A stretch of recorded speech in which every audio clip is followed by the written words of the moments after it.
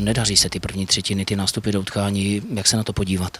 Hůř jsme bruslili, dělali jsme zbytečné chyby a Sparta prostě to dvakrát potrestala, no, bohužel. My jsme tam měli docela tlak v té druhé třetině za toho stavu 0-2, tam se odrazil puk před bránu a vždycky se tam snažím někde pohybovat, jak jsem do toho prásknul, no, a bohužel nám to k ničemu nebylo.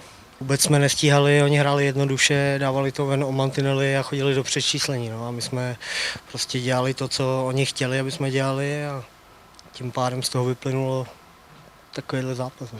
Musíme začít hrát víc zezadu, protože my chceme každýho rozstřídat, chceme každému dát 3-4 góly a samozřejmě ty týmy, co sem jedou, nebo co proti nám hrajou, tak to vědí, že ten útok máme dobrý a nějak se na to připraví. No. A teď 3 zápasy vlastně jim to všem vyšlo, takže no tak něco s tím uděláme. No. Co? To vám teďka nepovím, to je otázka asi na trenéra spíš. Po únavě to vůbec nebylo, bylo to o tom, aby my jsme se donutili dělat ty věci nepříjemné, které se nikomu nechtějí dělat, to znamená dohrávat hráče a vracet se, a to jsme dneska nedělali a Sparta zaslouženě vyhrála. Treba chytiť ten začiatok, no možno uhrať 0-0 a sústrediť sa na to, aby sme dostali gól.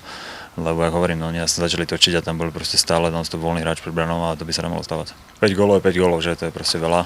Samozrejme, ja hovorím vždycky, že každý gól sa dá chytiť, čiže mohol som ja urobiť niečo ináč, ale myslím si, že vyložený môj gól tam nebol, pokiaľ, ja hovorím, oni sa tlačia do brany, pokiaľ tí obranci tam budú strelať puky alebo proste útočníci sa vrácať, tak je to strašne ťažké. No.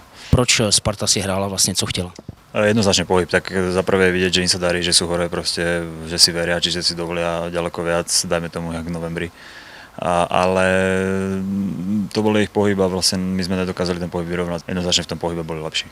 Škoda toho 5. gólu, no tam to bolo rozbehané, opäť zase sme proste, ja neviem, rozbehaní sme boli, nikto si nechcel hráčov, tam toho škoda, no ale to hovoríme teraz, pretože sme to dokázali nejak stiahnuť, ale samozrejme, keď to bolo ani 2-5 alebo koľko, tak to bolo v podstate jedno, čiže možno pre ľudí to bolo trošku také zaujímavé, no ja som ešte veril určite.